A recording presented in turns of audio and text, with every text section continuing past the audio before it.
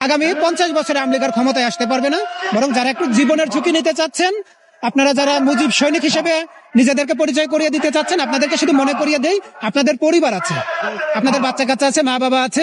রাস্তায় ধরতে না পারলে বাড়ি থেকে তুলে নিয়ে আসবো। লীগকে কখনোই বাংলাদেশের মাটিতে দাঁড়াতে দেওয়া হবে না। আমাদের একটু দেখার ইচ্ছে যে শেখ হাসিনার মৃত্যুটা কতটা ভয়ঙ্কর হয়, তাকে দেশে ফিরিয়ে আনা হোক। আমরা শুধু লাইভ দেখতে চাই যে ফেরাউনের মৃত্যুটা কত ভয়ঙ্কর হয়। আসলে কি হচ্ছে কি হবে আপনারাও দেখেছেন, আমরাও দেখতেছি। লীগ বলতে কাউকে রাস্তায় পাওয়া যায় নাই। ওই 2-4টা ককটেল নিক্ষেপ করছে, 2-1টা বাসে আগুন দিছে। এটা হলো টুকাই লীগ, আঠাখোর লীগ যারা আছে এরা করেছে। আর ভবিষ্যতে যে কিছু হবে না সেটা আপনাদেরকে নিশ্চিত করি এই কারণেই যে শেখ হাসিনা গত 1.5 মাস আগেই প্যারালাইসিস হয়ে গেছে এবং শেখ হাসিনার দেশে ফেরার সম্ভাবনাটা এতটাই ক্ষীণ হয়ে গেছে যে বিদেশ থেকে আদেশ দিতে হয়। দেশে যারা সমন্বয় করে, জেলা পর্যায়ের নেতা, উপজেলা পর্যায়ের নেতা, এমনকি ইউনিয়ন পর্যায়ের, ওয়ার্ড পর্যায়ের নেতাগুলো খালে বিলে লুকায় আছে।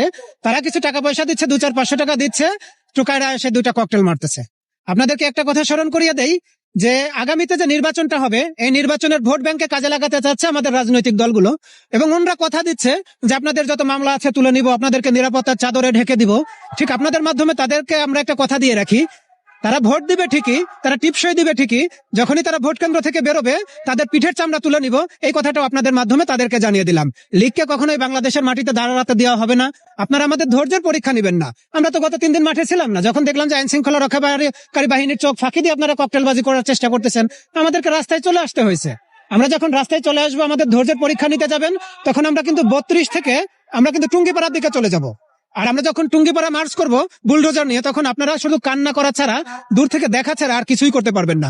শান্তিতে আছেন, শান্তিতে থাকেন। শুধু শুধু সাধারণ মানুষের মনে ভীতি সৃষ্টি করা, আতঙ্ক তৈরি করা, একজন মানুষকে আপনারা গাড়িতে ঘুমন্ত অবস্থায় পুড়িয়ে মেরেছেন, এর বিচারটা যখন আমরা করতে যাব তখন তো আপনারা আবার মব বলে চালিয়ে দিবেন। আপনারা 2024 সালে এই বাংলাদেশের মানুষ আপনাদেরকে ধুয়ে মুছে দিয়েছে। 2000 শহীদের রক্তের দাগ এখনো মুছে যায় না। আপনারা কিভাবে ভাবলেন যে আপনাদেরকে আবার দেশে এসে আপনারা নেতৃত্ব দিবেন? বাংলাদেশে যথেষ্ট নেতৃত্বের জায়গা তৈরি হয়ে গেছে, মানুষের মনে স্বস্তির জায়গাটা তৈরি হয়ে গেছে। আপনারা অশান্তি তৈরি করবেন না। অশান্তি করার চেষ্টা করলে বিয়ের আগেই আপনাদের ছাড়াছাড়ি হয়ে যাবে। আপনাদের কিন্তু এখনো বাংলাদেশের মানুষ ঠিকঠাক ভাবে নিতে পারে নাই। আপনারা দেখতেছেন জনগণের স্বতঃস্ফূর্ত যে চলাফেরাটা দেখতেছেন, গাড়ি ঘোড়া চলাফেরা দেখতেছেন, এতে আওয়ামী লীগের খুশি হওয়ার কোনো কারণ আছে বলে আমি মনে করি না। এটা হলো আমাদের দেশীয় বিচারিক যে প্রক্রিয়াটা আছে, বিচার প্রক্রিয়া তার নিজস্ব গতিতে চলবে। আমরা চাচ্ছি যে আল্লাহর বিচারটা কেমন হয় সেটা দেখার জন্য। এখানে হয়তো শেখ হাসিনার ফাঁসি হবে, যাবজ্জীবন হবে, এই বিচারের উপর আমাদের আসলে আস্থা নাই, ভরসা নাই। আমরা এই বিচারটা দেখতে চাই না, এর মাঝামাঝি আছি। উনি যে হাজার হাজার মানুষকে খুন করেছে, গুম করেছে, শত শত মায়ের বুক খালি করেছে, আল্লাহর কাছে যখন আমরা বিচার দিয়ে কান্নাকাটি করছিলাম, আমাদের একটু দেখার ইচ্ছে যে শেখ হাসিনার মৃত্যুটা কতটা ভয়ঙ্কর হয়, তাকে দেশে ফিরিয়ে আনা হোক। আমরা শুধু লাইভ দেখতে চাই যে ফেরাউনের মৃত্যুটা কত ভয়ঙ্কর হয়। আপনারা গুজব ছড়াতে থাকেন। মানুষ তো এখন সচেতন হয়ে গেছে। আপনি কি 71 কে আর 24 কে মানুষকে একভাবে মাপতে পারবেন? মানুষ এখন সচেতন হয়ে গেছে। এখন গুজব ছাড়া লাভ নাই। আপনি যখনই গুজব ছড়াইতে যাবেন, 1 ঘন্টার ভিতর ফ্যাক্ট চেক হয়ে যাবে, আধা ঘন্টার ভিতর ফ্যাক্ট চেক করে ফেলবে যে না এটা আসলে গুজব ছিল নাকি সত্যি ছিল। বরং এসব গুজব টুজব ছড়ায় 2-4টা টুকাইকে দিয়ে 2-4টা ওই ককটেলবাজি করায় আপনাদের ক্ষমতায় আসার স্বপ্ন দেখে লাভ নাই। আগামী 5 বছরের ভিতর আওয়ামী লীগের উপর পর্যায়ের 500 নেতা মারা যাবে, আরো 1000 অসুস্থ হয়ে যাবে, আওয়ামী লীগের নেতৃত্ব শূন্যতা তৈরি হয়ে যাবে। আগামী 50 বছরে আওয়ামী লীগের ক্ষমতায় আসতে পারবে না। বরং যারা একটু জীবনের ঝুঁকি নিতে চাচ্ছেন, আপনারা যারা মুজিব সৈনিক হিসেবে নিজেদেরকে পরিচয় করিয়ে দিতে চাচ্ছেন, আপনাদেরকে শুধু মনে করিয়ে দেই, আপনাদের পরিবার আছে, আপনাদের বাচ্চা কাচ্চা আছে, মা বাবা আছে। রাস্তায় ধরতে না পারলে বাড়ি থেকে তুলে নিয়ে আসবো। আপনারা দেখেছিলেন এনসিপির উপর যে আক্রমণের ঘটনাটা গোপালগঞ্জে। সেখান থেকেই আমি আমার যতটা দক্ষতা আছে, আমার কাজের যতটা অভিজ্ঞতা ছিল, সবগুলোকে আমি কাজে লাগিয়েছি যেন আমার বিপ্লবীদেরকে পাহারায় রাখা যায়। আপনাদের সাথে 2টো ঘটনা শেয়ার করব। একটা হলো হাসনাত আব্দুল্লাহ ভাইয়ের উপর পিরোজপুরে একটা হামলা হওয়ার কথা ছিল।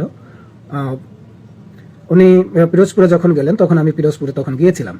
যাওয়ার সাথে সাথে দেখি যে ওখানে পিরোজপুরের পুলিশ খুবই অ্যাক্টিভ। ওখানে কোনো ঝামেলা নেই দেখে হাসনাত আব্দুল্লাহ ভাইয়ের সাথে হাই হ্যালো করে ওখান থেকে চলে আসছে।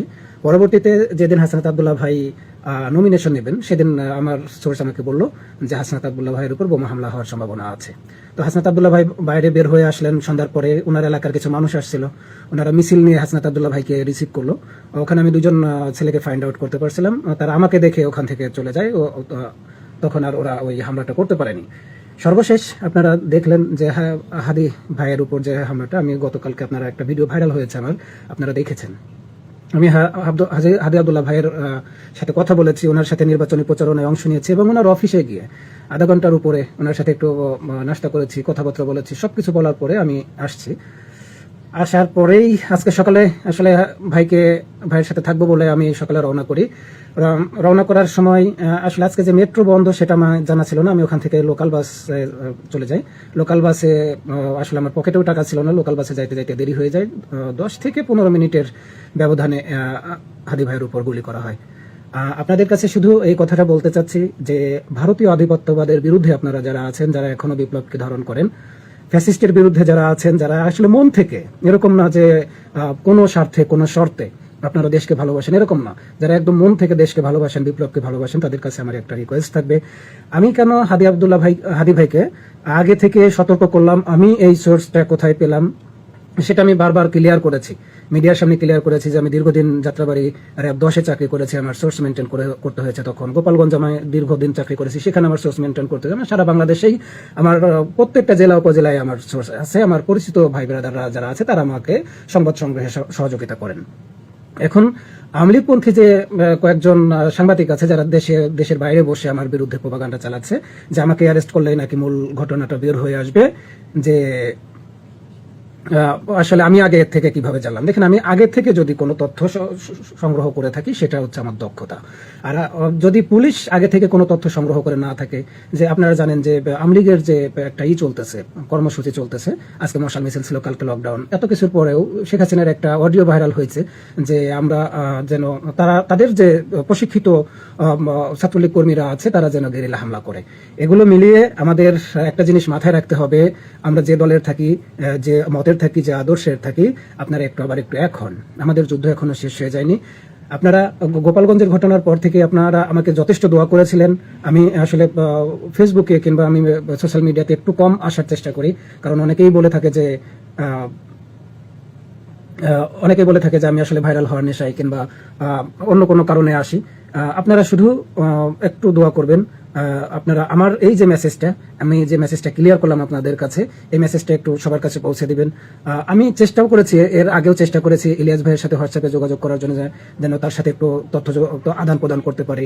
আমি পিনাকি দাদাকে ইমেল করে রেখেছি যে দাদা, আপনার সাথে আমি একটু তথ্য আদান প্রদান করতে চাই, যারা বিশেষ করে 24কে ধারণ করে, ফ্যাসিস্ট বিরোধী মনোভাব যাদের আছে তাদের সাথে যোগাযোগ করার চেষ্টা করেছি। হাদি ভাইকেও আমি বারবার সাবধান করেছি, অফিসে গিয়েও সাবধান করেছি। এখন আমি যদি আগে থেকে কোনো তথ্য সংগ্রহ করি আমার অভিজ্ঞতা থেকে, আমার দীর্ঘদিনের কাজের অভিজ্ঞতা থেকে, সেটা আসলে আমার অপরাধ না। অপরাধ হচ্ছে সেসব পুলিশের, সেসব আইন শৃঙ্খলা রক্ষাকারী বাহিনীর যারা আসলে নিজেদের দায়িত্ব এড়িয়ে যাচ্ছেন। হাদি ভাইকে দুইজন, যদি সিভিল থেকেও যদি দুইজন আইন শৃঙ্খলা রক্ষাকারী বাহিনী, ডিবি, ডিএসবি, এসবি, সিটিএসবি, কত কিছুই আছে, যদি তাদেরকে একটু নজর রাখা হতো, আমার মনে হয় না যে এত বড় দুর্ঘটনাটা ঘটতো। এখানে আইন শৃঙ্খলা রক্ষাকারী বাহিনীর এবং আমাদের স্বরাষ্ট্র উপদেষ্টার অনেক বড় দায় আছে।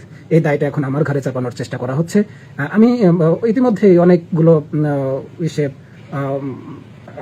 যারা প্রথম সারির গণমাধ্যম আছে তাদের কাছে আমি বিষয়টা ক্লিয়ার করেছি। র্যাব হেডকোয়ার্টার থেকে আমাকে বারবার কল দেওয়া হয়েছিল, তাদের কাছে আমি বিষয়টা ক্লিয়ার করেছি। শুধু এখন আপনাদের কাছে দোয়া চাইবো। আপনারা আগেও যেভাবে আমার জন্য দোয়া করেছেন, এখন দেখেন আমার আসলে দেশের বাইরেও যাইতে পারতেছি না, আর আল্লাহ ছাড়া কাউকে ভরসাও করতে পারতেছি না। আপনারাও যদি একটু দোয়া না করেন, সব থেকে বড় যে এখন অভাব বোধ করতেছি সেটা হলো আপনাদের দোয়া।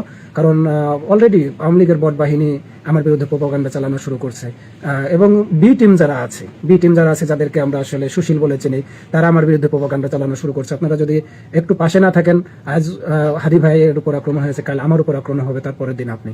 এই জন্য আপনাদেরকে একটু বলি ভাই, একটু সবাই একটু পাশাপাশি থাকি, সবাই একটু কাছাকাছি থাকি। সামনে নির্বাচন, তফসিল ঘোষণা হয়ে গেছে, দিনগুলো খুব খারাপ যাবে। যদি আমরা বিচ্ছিন্ন হয়ে যাই, দিনগুলো আসলে খুব খারাপ যাবে।